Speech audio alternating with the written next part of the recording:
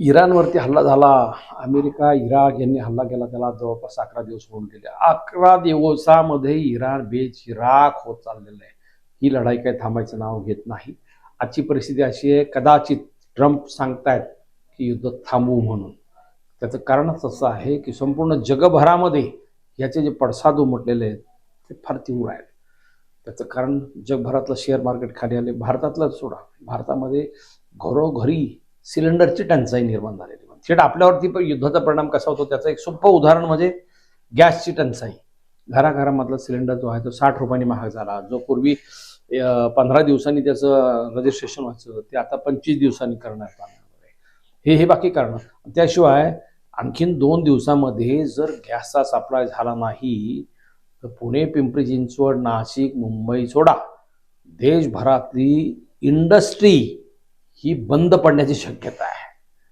Hotel industry, खानावळी, जिथे जिथे गॅसचा वापर आहे ते बंद पडण्याची शक्यता आहे. म्हणून आता इराणचं युद्ध हे संपूर्ण जागतिक पातळीवरती किती परिणाम करतंय आणि आपल्या दारात ते कसं येऊन पोहोचलंय त्याचा नमुना. पण आपण तो विषय बाजूला ठेवू, कारण त्या संदर्भामध्ये आता भरपूर वर्तमानपत्रामध्ये व्हिडिओ, छोटे छोटे रील वगैरे भरपूर चालू आहे.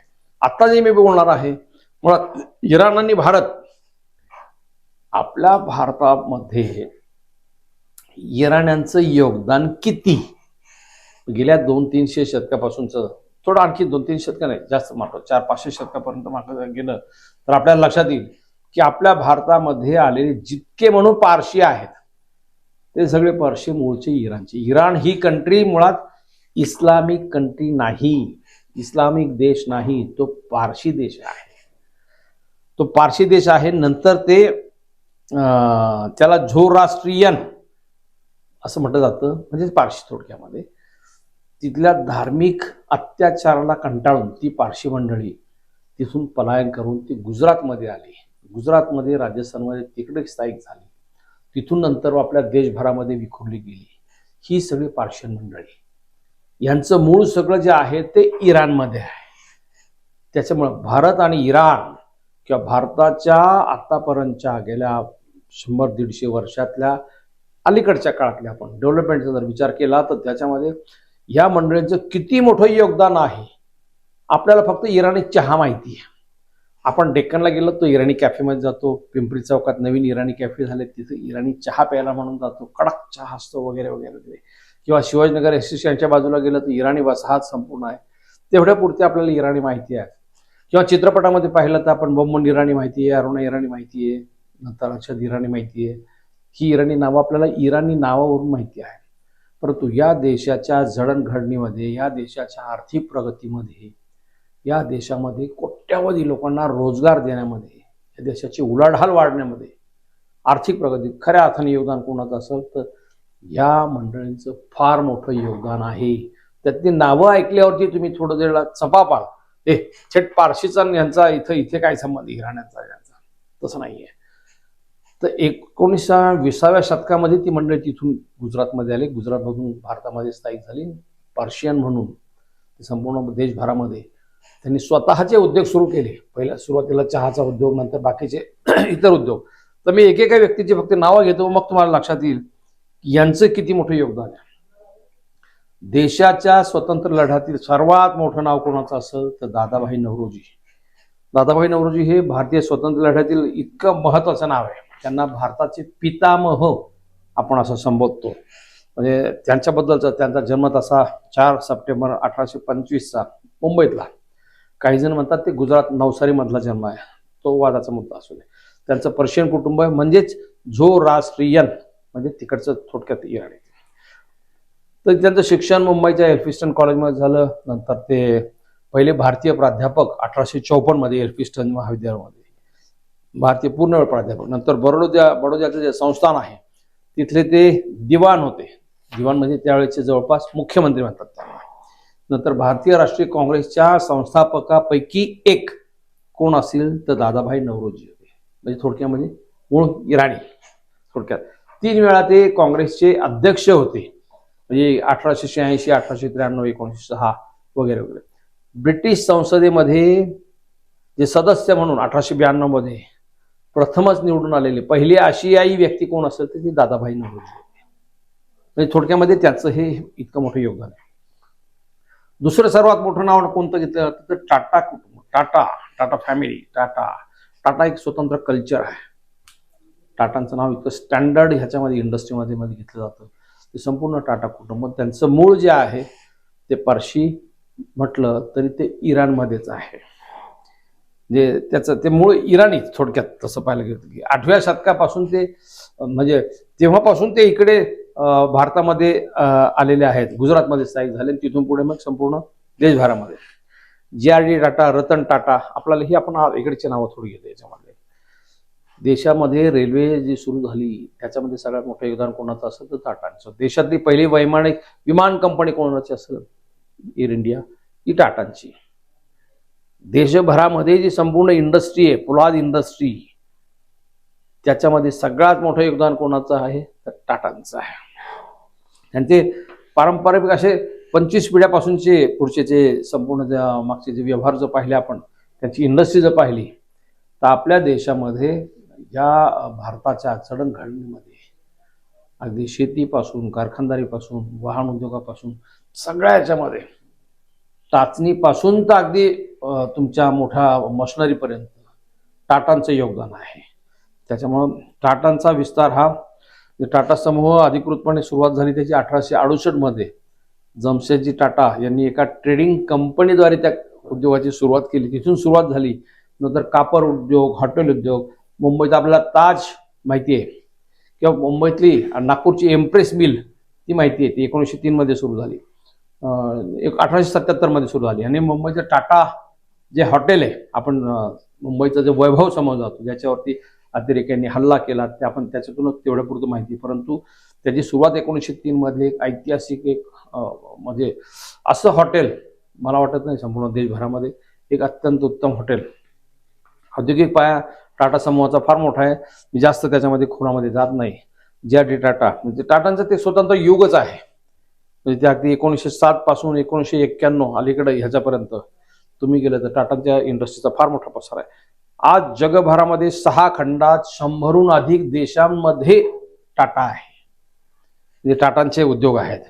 म्हणजे या समूहाची सर्वाधिक हिस्सा सुमारे 66% हा टाटा ट्रस्ट. टाटा ट्रस्ट हा किती सोशल आहे ते संपूर्ण भारत अनुभवतो. लोक खाजगीमध्ये सहज म्हणतात एक वेळ देश टाटांकडे चालवायला द्या तरी चालेल, देत अत्यंत उत्तम पद्धतीने चालेल, कारण तिथला प्रामाणिकपणा, विश्वासार्हता, कारभारामधली स्वच्छता, एकदम कार्यक्षम कारभार. म्हणून हे टाटा कल्चर जे म्हणतात हे कुठलं आहे मूळचे त्यांचं जे मूळ आहे ते इराणी आहे. म्हणून खास हा त्याच्यासाठी उल्लेख केला. तिसरं एक मोठं नाव, आपण 4वी-5वीच्या धड्यामध्ये इतिहास शिकतो स्वतंत्र लढ्यातील, त्याच्यामध्ये मादाम भिकाजी कामा ज्यांचा आपण घड्यामध्ये फोटो पाहिले.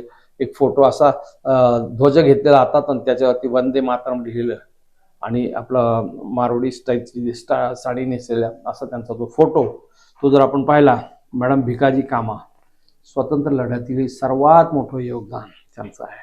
ज्यांना भारतीय क्रांतीच्या जनक समजलं जातं त्या मॅडम भिकाजी रुस्तमजी कामा यांचा जन्म 24 सप्टेंबर 1861 परंतु त्या मूळच्या पारशी कुटुंबातली. मग त्यांचा मूळचा वंश कुठला? इराणचा आहे. म्हणजे इराणी वंशाच्या आहेत त्या. 1902 मध्ये उपचारासाठी त्या लंडनला गेल्या आणि तिथेच त्या सक्रिय झाल्या, तिथेच कायम राहिल्या. दादाभाई नौरोजी यांच्यासाठी खाजगी सचिव म्हणून त्या काम करायच्या. श्यामजी कृष्ण वर्मा यांच्यासोबत मिळून इंडिया हाऊस आणि इंडियन होम रूल सोसायटीच्या माध्यमातून क्रांतिकारकांना त्यांनी प्रत्यक्ष अप्रत्यक्ष फार मोठी मदत केली. म्हणून इतिहासाच्या पानांवरती सुवर्ण अक्षरांनी ज्यांचं नाव लिहिलं गेलं त्या मादाम भिकाजी कामा त्या मूळच्या इराणच्या आहेत. परंतु भारतासाठी त्यांचं किती मोठं योगदान हे पहा.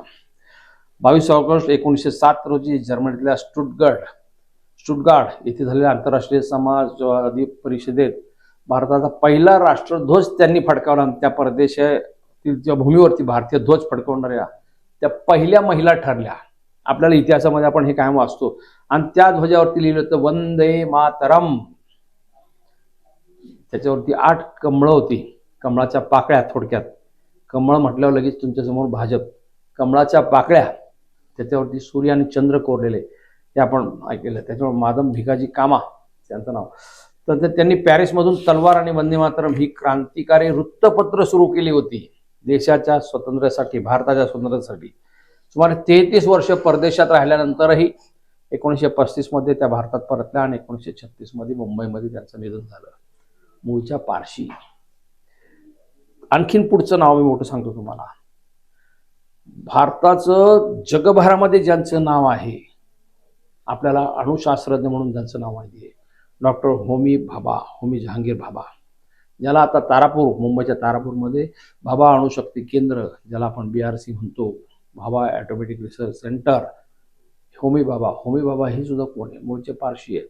त्यांचं मूळ सुद्धा कुठलं आहे? इराणचं आहे. मी ही सगळी मंडळी इराणचं त्यांचं मूळ तिथलं आहे फक्त एवढंच म्हणतोय. ते इराणी आहेत असं मी म्हणत नाही. ते भारतीय आहेत. त्यांनी भारतासाठी दिलेलं योगदान किती मोठं आहे, त्यासाठी खास हा व्हिडिओ करण्यामागचा हेतू तो आहे. भारतीय अणुविज्ञानाचे जनक म्हणून भाभांचं नाव घेतलं जातं. त्यांचा जन्म 30 ऑक्टोबर 1909 मध्ये मुंबईमध्ये झाला एका पारशी कुटुंबामध्ये. इराणी वंशाचंच ते कुटुंब थोडक्यामध्ये. त्यांचं शिक्षण, प्राथमिक शिक्षणही मुंबईत झालं. इंग्लंडमध्ये केम्ब्रिज विद्यापीठातून त्यांनी अभियांत्रिकी आणि अणुभौतिक शास्त्रज्ञ म्हणून उच्च शिक्षण घेतलं. नंतर टाटा मूलभूत संशोधन संस्थेमध्ये 1945 मध्ये त्यांनी GRD टाटांच्या मदतीने मुंबईत एक स्वतंत्र संस्था स्थापन केली. BRC भाभा अणुसंशोधन केंद्र, ज्याला आपण म्हणतो. 1954 मध्ये त्यांनी तुर्भेमध्ये सुरू केलं. त्यावेळेस भाभांचं नाव नव्हतं. आता नंतर त्यांच्या निधनानंतर ते नाव त्याच्यात आलं. ॲटॉमिक एनर्जीमध्ये देशाला स्वतंत्र करण्यासाठी सगळ्यात मोठं योगदान कोणी केलं असेल तर भाभांनी केलेलं आहे. म्हणजे थोडक्यामध्ये त्यांना पद्मभूषण पुरस्काराने शासनाने गौरवलेलं आहे. स्वित्झर्लंडमध्ये त्यांचं अपघाती निधन झालं.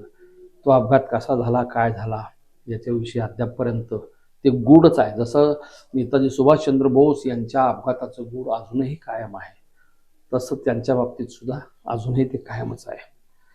नंतर असे आणखीन बरीच नावं आहेत. ससून रतनजी टाटा, ससून रतनजी दादाबाई टाटा. ससून या मूळच्या फ्रेंच नागरिक होत्या. त्यांचा जन्म 1980 मध्ये पॅरिसमध्ये झाला होता. कुटुंब, त्या प्रसिद्ध उद्योगपती रतनजी दादाबाई टाटा यांच्या पत्नी आणि भारताचे महान उद्योजक GRD टाटा यांच्या आई होत्या. ही अशी मी एक साधारण प्राथमिक उदाहरणं घेतली. गोदरेज एक नाव घेतलं जातं. गोदरेज, आपल्याला गोदरेज म्हटलं गोदरेजचं कपाट आठवतं, पण बंधू गोदरेज या घराण्याचं सुद्धा मूळ हे इराणमध्ये आहे. गोदरेज समूहाचे मालक, ज्याला आपण आदर गोदरेज किंवा अलीकडची नावं जे समजलं होतं, मूळचे ते मुंबईतलेच, महाराष्ट्रातले राहणारे, मूळचे गुजरातमधलं पारशी कुटुंब म्हणून समजतात. पारशी म्हटलं परत इराणकडे येतो. म्हणजे हे ते कुटुंब एक फार मोठे आहे. गोदरेज इंडस्ट्री आपण ज्याचं नाव समजतो ते, अलीकडचं नाव नादिर गोदरेज, आदर गोदरेज ही नाव समजली घेतात. त्याच्यामध्ये जमशेदजी गोदरेज, हे सगळे कुटुंब जे आहेत ही मूळची इराणशी निगडीत आहेत. आपल्या देशामध्ये आणखीन जे गोदरेज समूहाविषयी भरपूर सांगता येण्यासारखं माहिती बरीच आहे. आपल्या पुणे शहरातले आदर पुनावाला, किंवा आताचे आपण जे नाव कोविड काळामध्ये ज्यांनी लस निर्माण केली, सायरस पुनावाला, आदर पुनावाला, शरद पवारांचे खास मित्र, ते वर्गमित्र थोडक्यात. त्यांनी जी कोविडची लस तयार केली ते पुनावाला. हे पुनावालांचं मूळ सुद्धा कुठे आहे? इराणमध्ये आहे. पुनावाला हे पारशी ते इराण थोडक्यामध्ये. पुण्यामध्ये पुणे स्टेशनला नेस वाडिया कॉलेज आहे. मुंबईमध्ये वाडिया हॉस्पिटल आहे.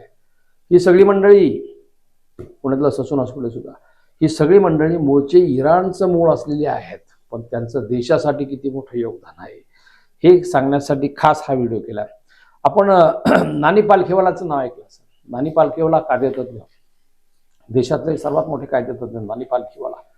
नंतर अटॉर्नी जनरल सोली सोराबजी, फार मोठं नाव आहे. नंतर आपल्या देशाच्या नेव्हल स्टाफचे field marshal, field admiral sir L Cursetji, ते सुद्धा पारशी, मूळचे इराण. नंतर हवाईचे एअर मार्शल SP इंजिनियर, नंतर Fali Homi Major, air chief marshal Fali Homi Major, field marshal Sam Manekshaw, त्यांचं नाव आपलं खडकीला चौकात सुद्धा आहे. सॅम मॅनकेश यांचं नाव, त्यांच्या नावावरती एक चित्रपट सुद्धा त्यांच्या ह्याच्यासाठी खास तयार केलेला आहे. नंतर पॉली उमरीकर, नंतर झुबिन मेहता, अलीकडची नावं तुम्हाला सांगतो मी, क्रिकेटियर फारुख इंजिनियर, अशी अनेक नावं आहेत. यादी फार मोठी आहे. खास मी तुम्हाला यासाठीच हा व्हिडिओ केलेला आहे की आपलं बोमन इराणी, आपण जो मुन्नाभाई MBBS पिक्चर पाहिला त्याच्यामध्ये प्राचार्यांचं काम त्यांनी केलंय. बोमन इराणी प्रख्यात अभिनेते बोमन इराणी, त्यांचं मूळ सुद्धा इराणचंच आहे. म्हणजे बोमन इराणी त्यांनी अनेक पिक्चर केलेले आहेत, फक्त त्यांचा उल्लेख केला. अरुणा इराणी ही प्रख्यात अभिनेत्या हिंदी चित्रपटातल्या, त्यांनी जवळपास 500हून अधिक पिक्चरमध्ये काम केलेलं आहे. त्या सुद्धा इराणीचे. थोडक्यामध्ये इराणचं भारताशी असलेलं नातं काय आहे हे सांगायचं. त्याही पुढे इराणचे आता खामेनी आत्ता ज्यांचं अमेरिकेने मिसाईलमध्ये त्यांच्या राजवाड्यावरती हल्ला करून ज्यांना नेस्तनाबूत केलं, त्यांचे इराणचे धर्मगुरू, इराणचे सर्वेसर्वा गेले 20-25 वर्ष होते ते अली खामेनी, ते सुद्धा त्यांचं मूळ सुद्धा भारतामध्ये उत्तर प्रदेशमध्ये आहे. ते स्वतः उत्तर प्रदेशमध्ये त्यांच्या मूळ गावी येऊन गेलेले आहेत. म्हणजे थोडक्यामध्ये इराणचं आणि भारताचं किती ऋणानुबंध जुने आहेत. आपण पाहताना फक्त इराण एक मुस्लिम कंट्री म्हणून पाहतो, तसं नाही. हे जर आपण संपूर्ण धागे उलगडून पाहिले, हा थोडासा इतिहास पाहिला तर आपल्याला लक्षात येतं की इराण आणि भारत हे किती जवळचं नातं आहे. खास त्यासाठी हा व्हिडिओ केला. जणू तुम्हाला काय वाटतं या विषयावर जरूर व्यक्त करा. धन्यवाद.